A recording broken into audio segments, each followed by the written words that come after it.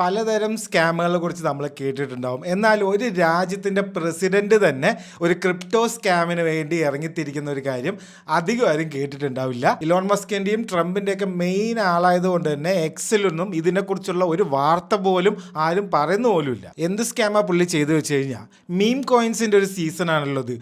ആരുടെയെങ്കിലും പേര് പറഞ്ഞിട്ട് ഒരു മീം കോയിൻ ഇറക്കുക, അവരിനൊക്കെ റെക് പുള്ള് ചെയ്യുക, പൈസ മൊത്തം ഇൻസൈഡ് ട്രേഡിങ് എടുത്തിട്ട് അടിച്ചു മാറ്റുക. NFT ശേഷം ഇപ്പം ഇതാണ് ഒരു ട്രെൻഡിങ്ങിൽ നിൽക്കുന്ന ഒരു സ്കാം. അപ്പോൾ ഒരു ദിവസം ഹാവിയർ മിലെ, നമ്മുടെ അർജന്റീനയിലത്തെ പ്രസിഡന്റ്, ഒരു പോസ്റ്റ് ഇടുകയാണ് എക്സിൽ. ലിബ്ര കോയിൻ എന്ന് പറഞ്ഞിട്ടൊരു കോയിൻ ഉണ്ട്, അത് ഭയങ്കര സംഭവമാണ്, എല്ലാവരും അത് മേടിക്കണം. ലിബ്ര കോയിൻ മേടിക്കുന്നത് അർജന്റീനയിൽ നിങ്ങൾ ഇൻവെസ്റ്റ് ചെയ്യുന്നത് പോലെയാണ്. ഇതിൻ്റെ പൈസ മുഴുവൻ അർജന്റീനയിൽ അവർ ഓരോ പ്രൊജക്ട്സ് ആയിട്ട് ഇൻവെസ്റ്റ് ചെയ്യും, അപ്പോൾ അതിൻ്റെയൊക്കെ ഭാഗം നിങ്ങളാവും എന്ന് പറഞ്ഞിട്ട് ഒരു പോസ്റ്റ് ഇടുന്നു. നമ്മുടെ മോദി വന്നിട്ട് ഇന്ത്യയുടെ ഒരു കോയിനാണിത്, എല്ലാവരും മേടിക്കണം എന്ന് പറഞ്ഞാൽ നമ്മളൊക്കെ മേടിക്കില്ല. അതുപോലെ ഒരുപാട് ആൾക്കാർ ഇത് മേടിച്ചു.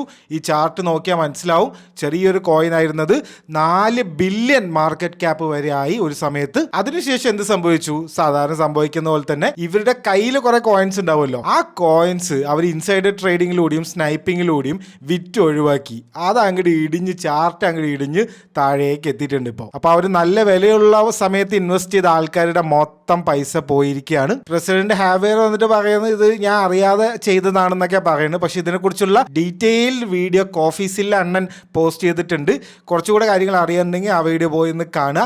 ഇതെല്ലാവരും കൂടെ അറിഞ്ഞിട്ടുള്ളൊരു കളി തന്നെയാണ് സംഭവം. പക്ഷെ എക്സിലും ഇതിലൊന്നും ഇത് ട്രെൻഡിങ് വരില്ല. കാരണം അറിയാലോ, മസ്കിന്റെ ബഡാ ദോസ്താണിത്.